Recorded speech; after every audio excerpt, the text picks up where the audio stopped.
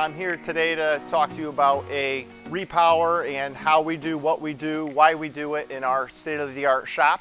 I'm going to demonstrate and show you a 37-foot Intrepid that we're removing triple 300s, and we are going to be reinstalling 3 400 horsepower Mercuries.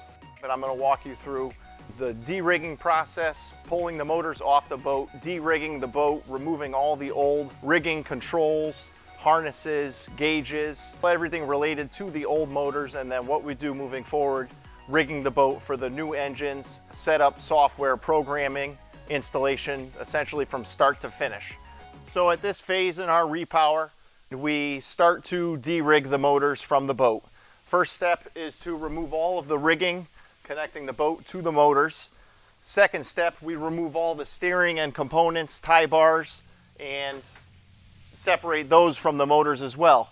Then in our state-of-the-art shop, we roll the overhead crane over and we hook it to the lifting ring on the top of the motor so we can safely remove the engines from the back of the boat to shipping pallets.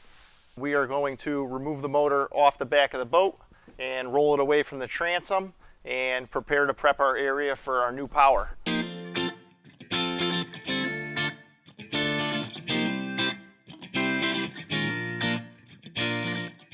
Moving forward, the next step in the process, now that the motors are de-rigged and ready for removal and all the oil lines, fuel lines, battery cables, and harnesses are disconnected, we can start to de-rig the boat from the back forward to the console. At this step, the motors that we removed were 2-stroke Evinrudes. So in this case, we're removing the oil tanks from the bilge compartment, removing the oil filters, primer bulbs, oil lines, fuel filters, any hardware that's in the transom well or the bilge area. So de-rigging is more than just removing old wires and removing old rigging. It's understanding your boat's systems. It's understanding the basics of wiring, that you really need to know these boats in and out. Atlantic Outboard's work, how we do what we do, and the cleanliness and understanding that universally any other mechanic that works on the boat or us, everything is color coded. We all know what it means. It's universal language. In order to de-rig them properly, re-rig them properly, and make sure we deliver a perfect product that's going to be turnkey and enjoyable for years of use down the road after it comes from us. The final step in the de-rig process would be removing all of your instruments and controls from the dashboard. Every boat's going to be a little bit different, but it's still the same basics. Removal of the control box, unbolting, disconnecting, and removing. Removal of old trim switches, old start and stop switches, old lanyards. Removal of gauges. Some boats have quite a few more than others. In this case, it's 1 per engine, and it's quite a few gauges and real estate to occupy when we make your new custom dashboard on your boat. That pretty much wraps up the de-rig process as far as removing the motors, removing the rigging, removing the oil tanks and all of the accessories and harnesses in the bilge, working your way right forward to the dashboard at the last steps of de-rigging anything electronic at that dash and disconnecting any systems connected to your motors at this time. At this stage in the repower, we at this point have a gutted boat, a stripped dashboard, and a blank slate to start the rigging process for our Mercury 400s. At this point, we have the rigging for the port, center, and starboard motor running from transom to helm, including our network harnesses, 2-gauge battery cable, and other adapters and harnesses required to rig these motors. Due to ease of rigging, we choose to hang one motor at a time, fully rig it, hook it up, and then hang the next motor in line just for space, cleanliness, and efficiency. So at this point, we hung the starboard motor off the transom of the boat using the appropriate 1/2-inch hardware, and we will now start the rigging tube flange and nice grommets going to the motor, where we will conclude the rigging of that motor, moving on to the next.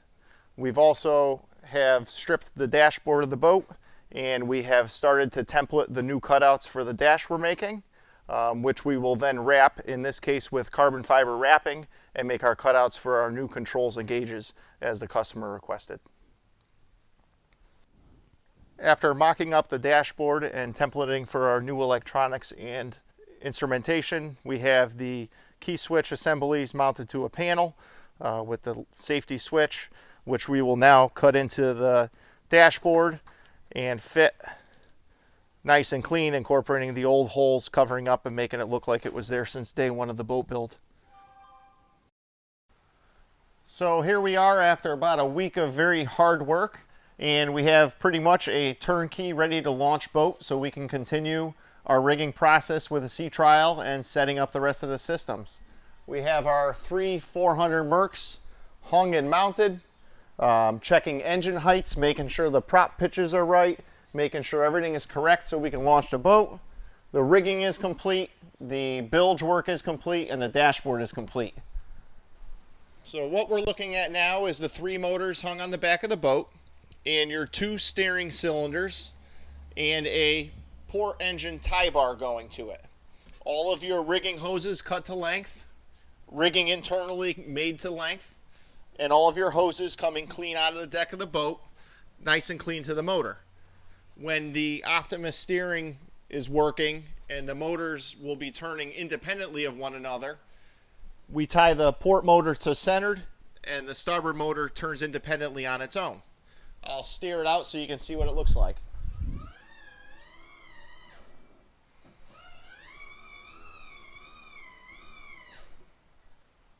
Clearances are set at this point so motors never strike one another at full steering.